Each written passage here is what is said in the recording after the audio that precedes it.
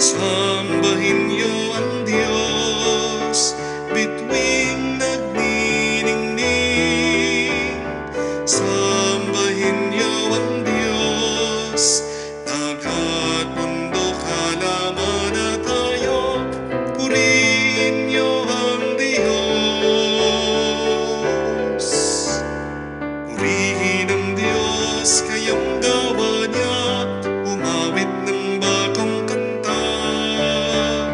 Purihin ang Diyos, kayong anghel niya, ipanin niyo ang trumpeta.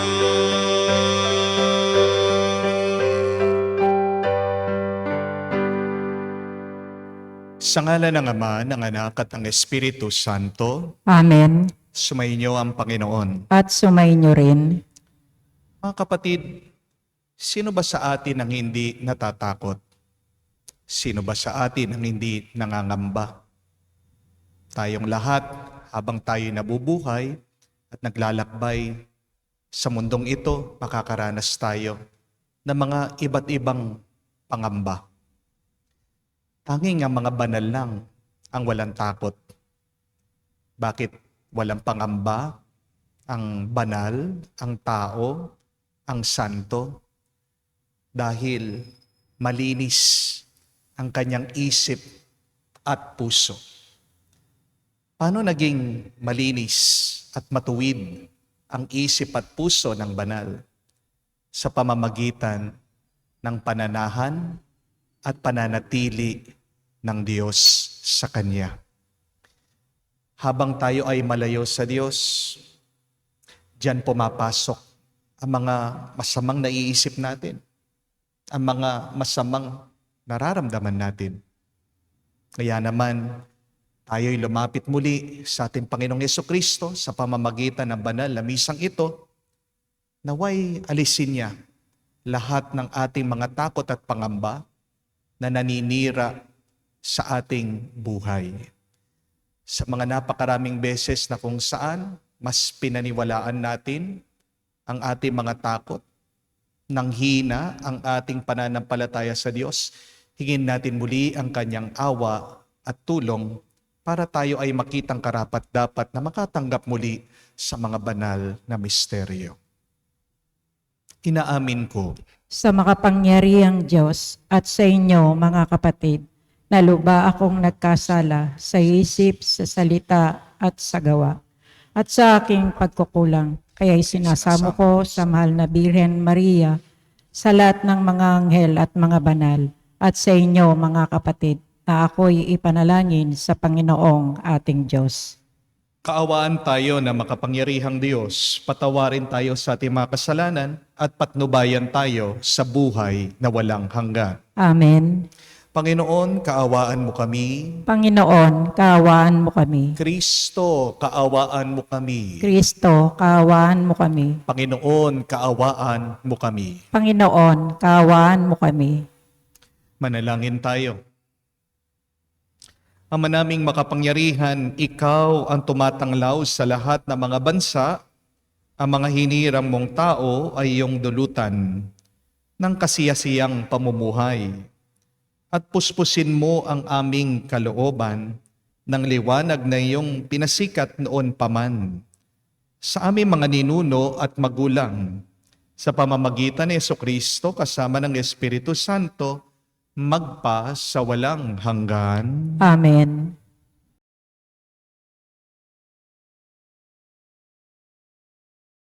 Pagbasa mula sa unang sulat ni Apostol San Juan. Minamahal kong mga kapatid, yamang gayong kadakila ang pag-ibig ng Diyos sa atin. Dapat din tayong mag-ibigan. Walang taong nakakita sa Diyos kailanman. Ngunit kung tayo'y nag-iibigan, nasa atin siya at nagiging ganap sa atin ang kanyang pag-ibig. Nalalaman natin, nananatili tayo sa Diyos at siya naman sa atin. Sapagkat pinagkalooban niya tayo ng kanyang Espiritu. Nakita namin at pinatotohanang sinugo ng Ama ang kanyang anak bilang tagapagligtas ng sanlibutan. Ang nagpapahayag na si Jesus ang anak ng Diyos ay nananatili sa Diyos at ang Diyos na may nananatili sa Kanya.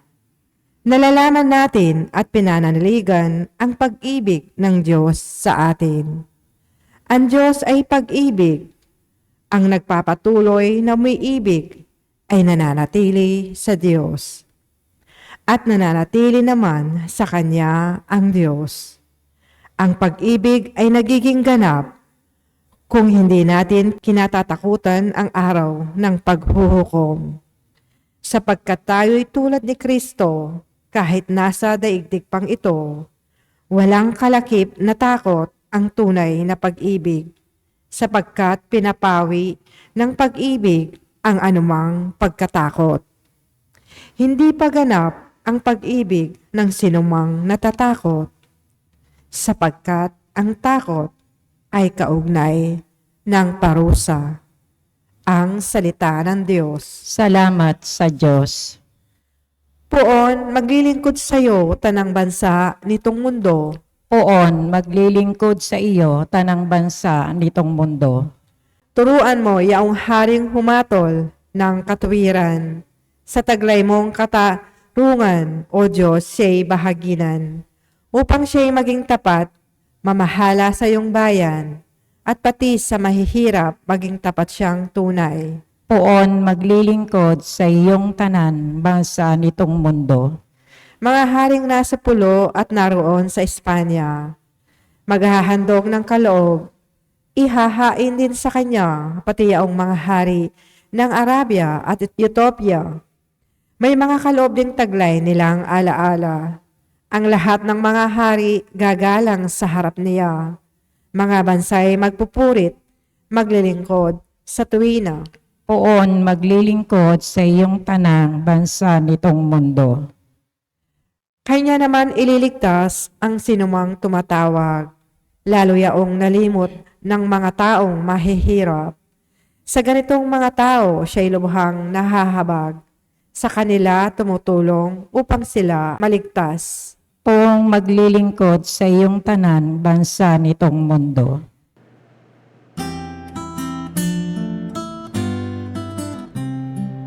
Alleluia, alleluia, alleluia, alleluia, alleluia, alleluia, alleluia, alleluia, alleluia, alleluia, alleluia, alleluia. Si Kristo'y naging tao, hari ng langit at mundo, sa Kanya'y nananalig tayo. Sumainyo ang Panginoon. At sumainyo rin. Ang mabuting balita ng Panginoon ayon kay San Marcos. Papuri sa iyo, Panginoon. Matapos mapakain ang 5,000 lalaki, agad pinasakay ni Jesus sa bangka ang mga alagad at pinauna sa Betsaida. Sa kabilang ibayo ng lawa, samantalang pinauwi niya ang mga tao. Pagkaalis nila, siya'y umahon sa burol upang manalangin. Sumapit ang gabi, nasa laot na noon ang bangka. Samantalang si Jesus ay nag-iisa sa katihan. Nakita niyang nahihirapan sa pagsagwan ang kanyang mga alagad, sapagkat pasalungat sila sa hangin. At nang madaling araw na, sumunod sa kanila si Jesus na naglalakad sa ibabaw ng tubig. Lalampasan niya sana sila, ngunit nakita ng mga alagad na siya'y lumalakad sa ibabaw ng tubig. Kaya't napasigaw sila. Ang akala nila'y multo at kinalubutan silang lahat. Ngunit agad niyang sinabi sa kanila, "Huwag kayong matakot. Si Jesus ito. Lakasan niyo ang inyong loob." Sumakay siya sa bangka at tumigil ang hangin. Sila'y lubhang nagilalas sapagkat hindi nila nauunawaan ang nangyari sa tinapay. Hindi pa ito abot ng kanilang isip. Mga kapatid, ang mabuting balita ng ating Panginoon. Pinupuri ka namin, Panginoong Yesukristo. Magandang araw po muli sa inyong lahat. My dear friends, just an important reminder for all of you that fear is a cancer. Tandaan niyo po yan. Isang malubhang sakit ang takot, ang iyong pangamba. Bakit po cancer ang takot? Di ba? Tayo pong lahat, sabi po ng mga doktor, meron tayong cancer cells. Nasa loob yan ng iyong katawan. Natutulog lang. Hindi pa nagpaparamdam. Ganyan din po pagdating sa takot. Nakatago lang yan sa ating lahat. Pero kapag nagising na ang takot sa iyo, kamukha po ng cancer, naninira ito sa buhay mo. Kamukha ng sinasabi po ng unang pagbasa, kapag ikaw ay nabubuhay sa takot, ikaw ay nabubuhay sa parusa. Kamukha ng cancer, ang takot nagbibigay yan ng hirap sa atin. Hindi mo maaalis ang takot sa buhay mo. Ano man ang ating edad, may kinakatakutan tayo. Bata ka man, takot ka sa multo. Teenager ka, takot kang ma-reject ng iyong barkada. Estudyante ka, takot kang bumagsak. Takot ka sa mga teacher mo. Nagtatrabaho ka na, takot ka na mawalan ng pera. Nag-asawa ka na, takot ka sa asawa mo. Matanda ka na, natatakot kang mamatay. Amen? This is the reality of our life. It is so difficult to remove fear in our experience. But like cancer, we can control it, we can cure it. Amen? If we have faith, if we desire it, and if we ask the divine doctor, God, then we can remove the cancer, the sickness of fear in our life. But this is the good question. How to cure the sickness which is fear? Paano natin gagamutin ang sakit na tinatawag nating takot at pangamba? There are 3 reasons not to be afraid. And whenever we remember these 3 reasons why we should not fear, it can become a good medicine for us to remove our fears and anxieties. 3 dahilan na magiging gamot para hindi ka matakot. Number 1, do not be afraid because the Lord sees you. Sabi po sa Ebanghelyo, habang nahihirapan daw po sa pagsagwan itong kanyang mga alagad, habang nandun sila sa dagat, kahit na malayo ang Panginoon, nakita sila, napansin sila, binabantayan ang kanyang mga alagad. Di po ba nakakaalis ng takot kapag alam natin na may nakatingin sa atin, na may nakabantay sa atin? Mga kapatid, isang magandang paalaala po yan. Hindi tayo nag-iisa. Amen? Hindi tayo iniiwan ng Diyos. Amen? Yan ang ulit-ulitin mo, yan ang ipagdasal mo araw-araw pag ikaw ay natatakot at nangangamba. Sabihin mo, hindi ako nag-iisa habang ako ay may sakit. Hindi ako nag-iisa sa pagharap ko, pagbabayad ko sa aking mga utang. Hindi ako nag-iisa habang ako ay nalulungkot, dumadaan sa mga iba't ibang problema. Tandaan mo yan, kapatid, ang ating Diyos, ang pangalan niya ay Emmanuel. Ibig sabihin, Diyos kasama natin. God with us. Kahit na hindi po natin nakikita ang Diyos, di po ba ang mas mahalaga, nakikita tayo ng Diyos? Tingnan niyo po ang mga batang maliliit, di ba? Kapag katabi nila ang mga nanay nila, ang mga magulang nila, hindi sila umiiyak. Pero kapag nalayo yung mga bata sa mga nag-aalaga sa kanila, doon po sila nagwawala, doon sila nag-iingay, doon sila umiiyak. Bakit? Kasi kala nila pinabayaan sila. Bakit natatakot ka? Baka naman nakalimutan mo, nakatabi mo pala ang Diyos. But secondly, do not be afraid, my dear friends, because the truth is, God loves us. Ang sabi po sa unang pagbasa sa sulat ni San Juan, napakaganda. Dahil walang takot sa pagmamahal.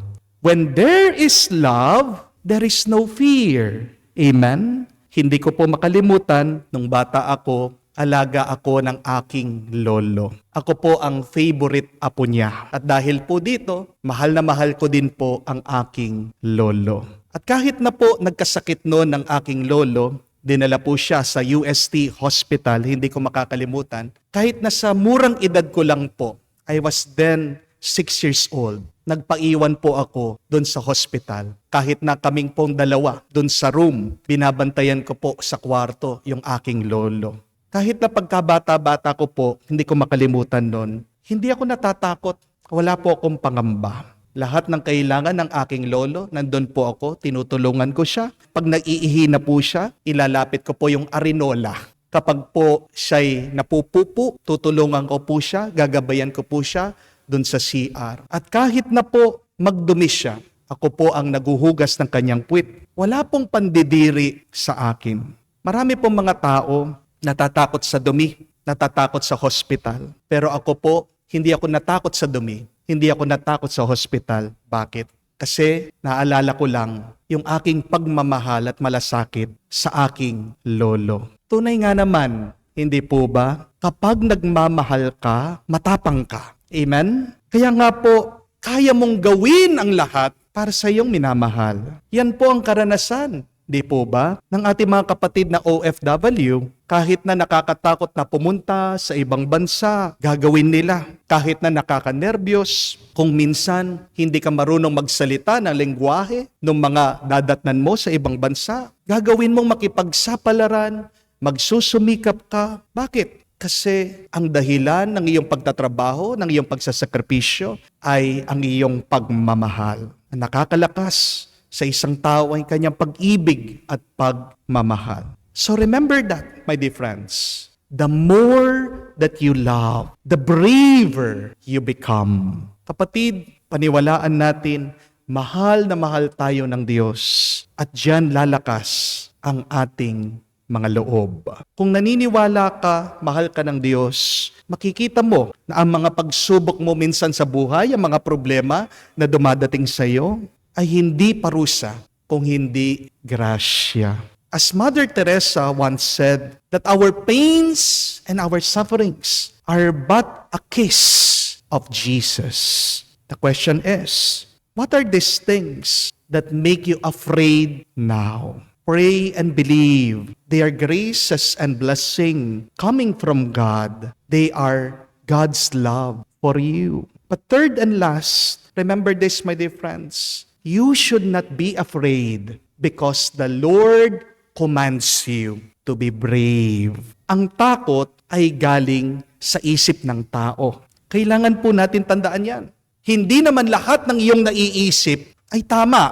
Amen? Hindi naman lahat na nanggagaling sa iyong isip ay nakakabuti sa iyo. Ang kabaliktaran ng takot ay tapang. Ang takot ay galing sa isip ng tao. At ang tapang ay nanggagaling sa Espiritu ng Diyos.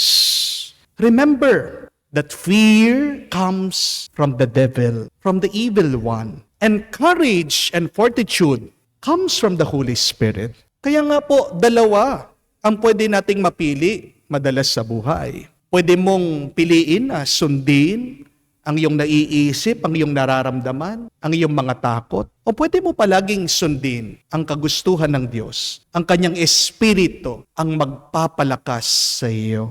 At para magkaroon ka pa ng tapang at lakas ng loob, kapatid, kailangan natin dagdagan pa ang ating pagdarasal at pananalangin. Ang mabuting balita sa sulat po ni San Pablo kay Timoteo, sabi niya, God has given us not a spirit of fear, but the spirit of power, love, and a sound mind. Kaya nga po, hindi totoo yung iyong mga naiisip. Ang iyong takot ay multo. Ang iyong takot ay guni-guni lang. Ang iyong takot ay gawa-gawa mo. Hindi yan galing sa Diyos. Kasinungalingan yang galing sa iyong kaisipan. Mga kapatid, lalo ka lang mahihirapan kung susundan mo yung iyong takot. Kung magpapadala ka sa iyong takot, ano mangyayari sa iyo? Hindi ka aasenso, hindi ka sasaya, hindi ka magiging payapa. Tandaan niyo po mga kapatid, na lahat ng mga mabubuting bagay dito sa mundo ay nasa kabila ng iyong takot. Blessings await you beyond your fears. So, you should conquer your fears. You cannot be blessed by God if you do not conquer your fears. And we can fight our fears. Why? Because as the gospel said, Jesus is with us in the boat. Nung daw pagsakay ni Jesus sa bangka, namatay daw ang malakas na hangin, biglang naging payapa. I think that is a very good prayer to say today. Lord, be with me.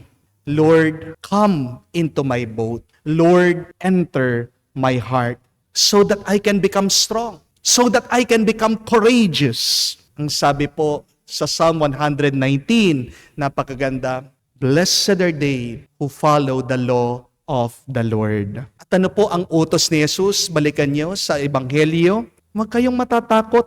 Sinasabi ko sa inyo, huwag kayong mangangamba. Hindi ka pagpapalain ng Diyos kung hindi ka susunod sa Kanya. At ano po ang kagustuhan ng Diyos? Harapin mo at malampasan mo sana sa tulong niya ang mga takot at pangamba mo. Kapatid, sayang lang ang lakas mo, ang panahon mo, kung palagi mong iniisip, kung palagi mong ini-entertain yung iyong mga pangamba. Mauubos lang ang iyong lakas.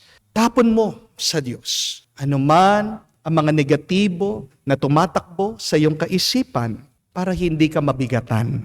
The less you become afraid, the more that you can become happy. The more that you can enjoy this life to the fullest. Paminsan-minsan, oo, matatakot tayo. Kasama yan sa buhay. Pero kapatid, huwag mong papakainin yang takot mo. Huwag mo yang papalakihin. Huwag mo yan papalakasin. Naway ang iyong pananampalataya ang maging mas malakas kesa sa iyong takot.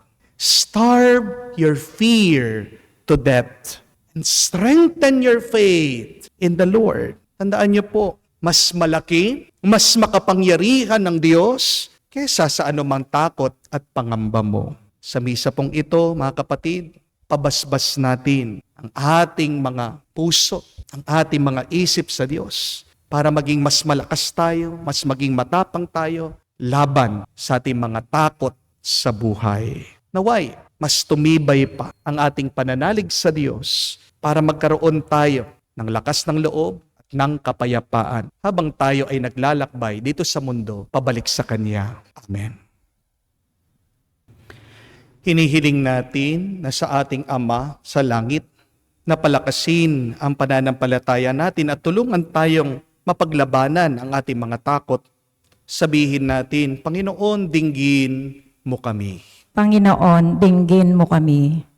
Ang simbahan sa buong mundo naway magpakita ng malalim na pananampalataya sa Diyos na ating Ama na siyang nagpapatnubay sa mga pangyayari sa mundo. Manalangin tayo sa Panginoon. Panginoon, dinggin mo kami.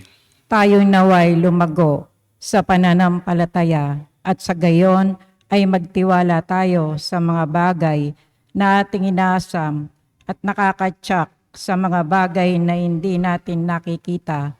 Manalangin tayo sa Panginoon. Panginoon, dinggin mo kami.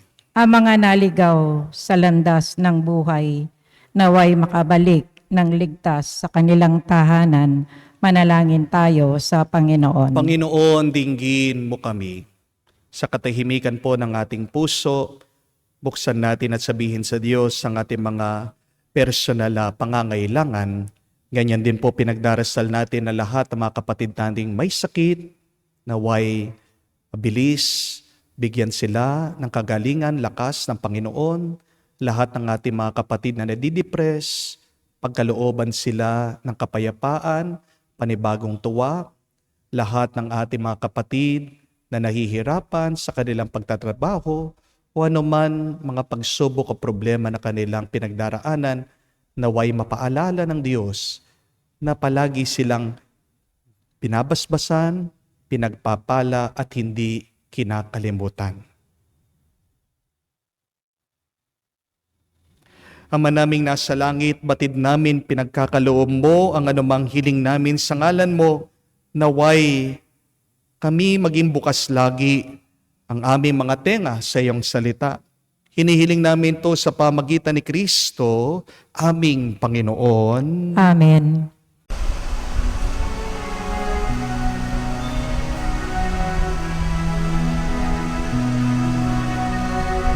Aming ating alay na ito, ang tinapay na nagmula sa pagpapala mo.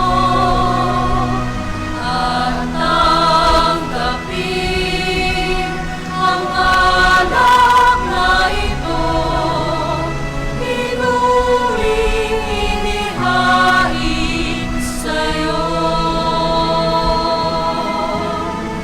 Mahal naming Diyos, iyong tanggapin ang munting alay mula sa amin. Buong puso namin hintayin pagpapala ng aming hiling. Pagpapala ng aming hiling. Manalangin kayo mga kapatid, para ng ating mga paghahain ay kalugdan ng Diyos, amang makapangyarihan. Tanggapin nawa ng Panginoon itong paghahain sa iyong mga kamay, sa kapurihan niya at karangalan, at sa ating kapakinabangan, at sa buong sambayanan niyang banal.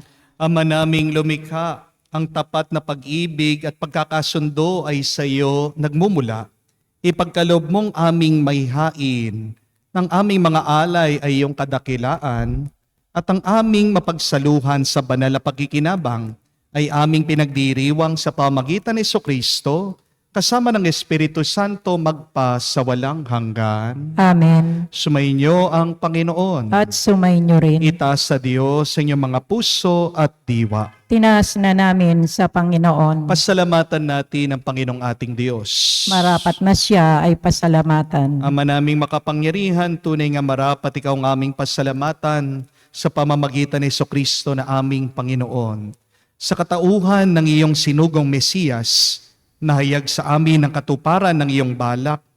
Ngayon nga'y iyong pinakikita sa tanan, ang liwanag na tumanglaw sa sangkatauhan, sa pagpapahayag ng anak mong ginigiliw, na siya ay hindi naiiba sa amin. Minarapat mo sa pagkatao nami maningning ang kariktan ng kadakilaan niyang di magmamaliw. Kaya kaisa na mga anghel na nagsisiawit ng papuri sa iyo, nang walang humpay sa kalangitan kami nagbubunyi sa iyong kadakilaan.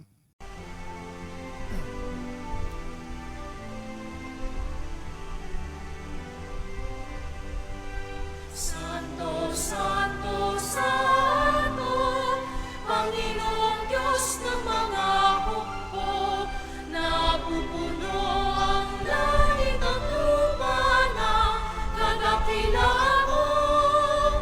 Hosana, Hosana, sa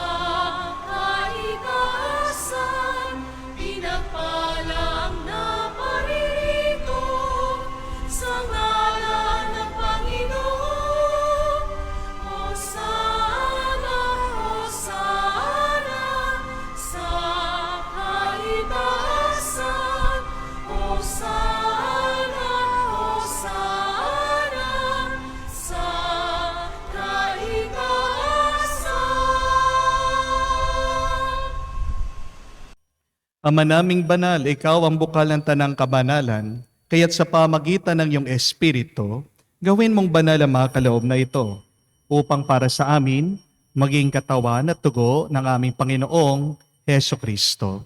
Bago niya pinagtiisang kusang loob na maging handog, hinawakan niyang tinapay, pinasalamatan kanya, pinaghati-hati niya iyon, inabot sa kanya malagad at sinabi, "Tanggapin ninyong lahat ito at kanin.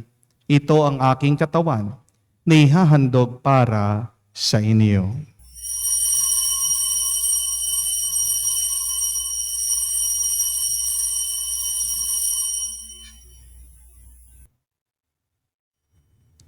Gayon din naman, nung matapos ang hapunan, hinawakan niyang kalis, muli kanyang pinasalamatan. Inabot niyang kalis sa kanya malagad at sinabi, "Tanggapin ninyong lahat ito at inumin. Ito ang kalis ng aking dugo, ng bago at walang hanggang tipan. Ang aking dugo na ibubuhos para sa inyo at para sa lahat, sa ipagpapatawad ng mga kasalanan. Gawin ninyo ito sa pag-alaala sa akin."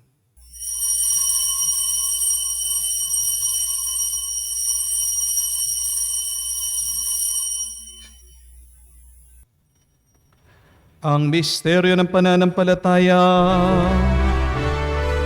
Aming ipinahayag na namatay ang iyong anak, nabuhay bilang Mesiyas at magbabalik sa wakas para mahayag sa lahat.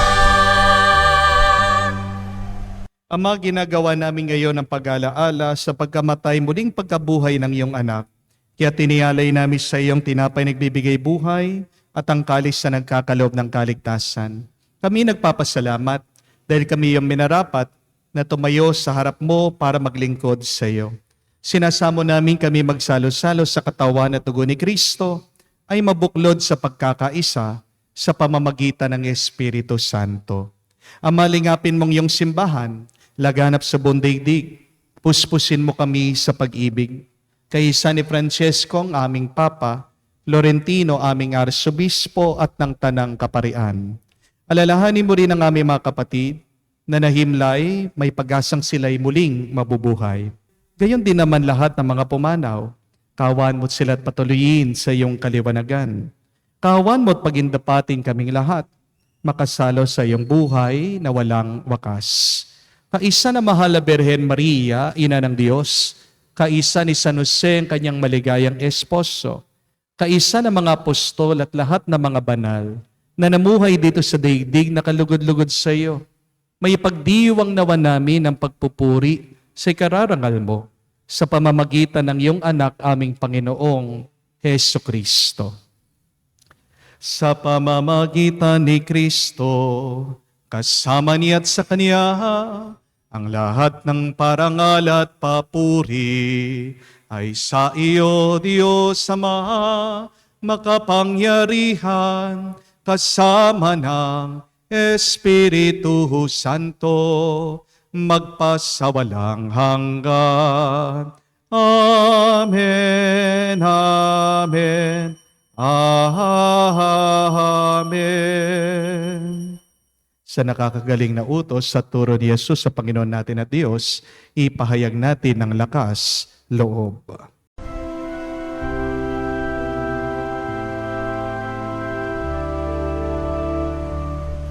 Ama namin, sumasalangit ka, sambahin ang ngalan mo, mapasa amin ang kaharian mo, sundin ang loob mo dito sa lupa para lang sa langit. Bigyan mo kami ngayon ng aming kakanin sa araw-araw.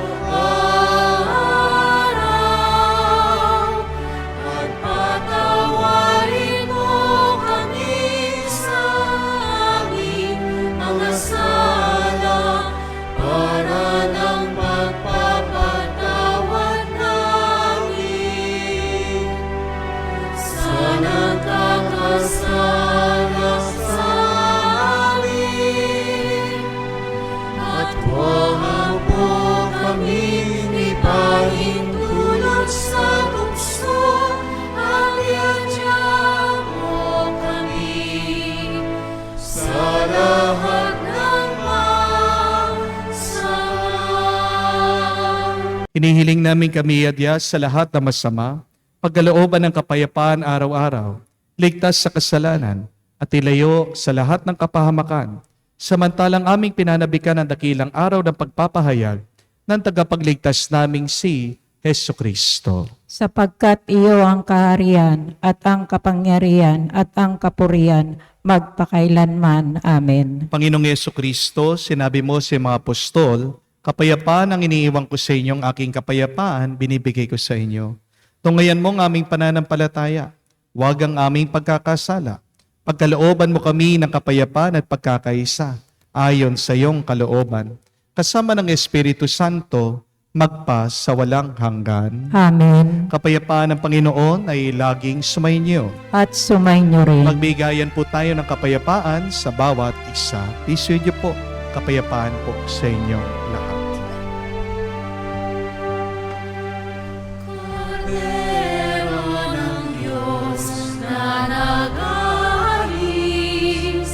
ng mga kasalanan ng sanlibutan, maawa ka sa amin. Maawa ka sa amin.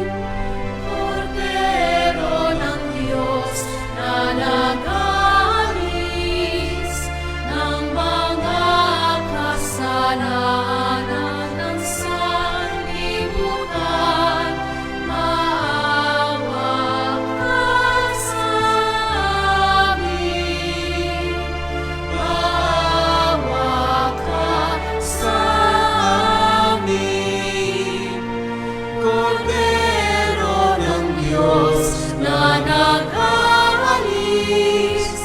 ng mga kasalanan ng sanlibutan, ipagkaloob mo sa amin ang kapayapaan.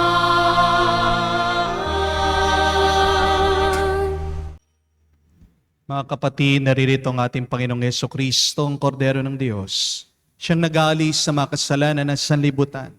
Mapalad tayong lumalapit sa piging ng Kordero. Panginoon, hindi ako karapat-dapat na magpatuloy sa iyo, ngunit sa isang salita mo lamang ay gagaling na ako.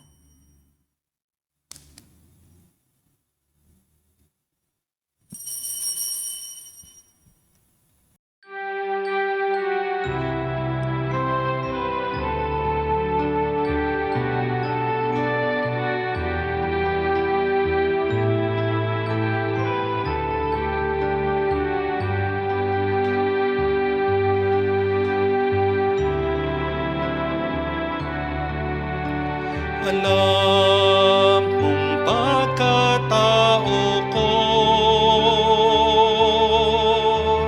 wala akong matatago. Alam mong aking isipan, alam mo ang lahat ng ginagawa ko, O Diyos. Gabayan mo ko, Diyos, sa buhay na ito. Ilapit mo ako sa pagmamahal mo. Dalhin mo ko, Panginoon, sa kalangitan. Buhay kasama mo. Manalangin tayo. Ama naming mapagmahal, kami pinagsalo mo sa iyong banal na piging, ay papakinabangin mo sa iyong dakilang pag-ibig ngayon at kailanman, upang pagkalipas ng kaloob mong pansamantala Makamtan namin ang aming inaasahang pangpalagian sa pamamagitan ni Jesucristo kasama ng Espiritu Santo magpa sa walang hanggan. Amen. Mga kapatid, tandaan natin ang 3 paalaala na magiging gamot sa ating mga takot. First, that God sees us. Nakikita ka ng Diyos. Alam niya ang paghihirap mo.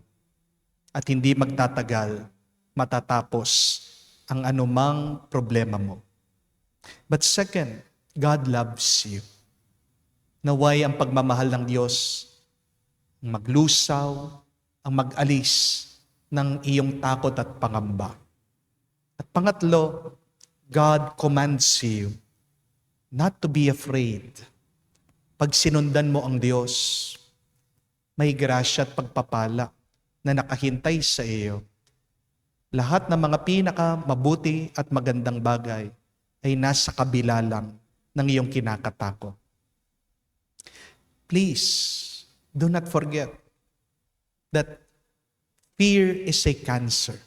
Isang malalang sakit yan. Yan ang nakakasira ng ating kaisipan. Kaya nga ikaw ay nagkakaroon ng malalang sakit o karamdaman, nanggagaling yan sa iyong pag-iisip. Gawa-gawa mo lang yan. Ang takot mo hindi galing sa Diyos. Kamukha po ng kanser, isang proseso para yan ay maialis, isang gamot para magbigay lunas sa malubhang karamdaman, ay ang proseso ng radiation. From the word itself, radiate, it means an exposure to light. Kaya nga po, kung kayo man ay dumadaan sa lungkot ngayon, yan ang inyong assignment, please expose yourself to the light of God. Pray. Go to church. Attend the Mass. Yan din po ay magandang lunas sa inyong mga takot at pangamba. Sumainyo ang Panginoon. At sumayin niyo rin. Kayo'y basbasa ng Diyos, makapangyarihan sa lahat. Sa ngalan ng Ama, ng Anak, ng Espiritu Santo. Amen. Ang ating misa ay natapos na. Humayo kayo sa kapayapaan ni Kristo. Salamat sa Diyos.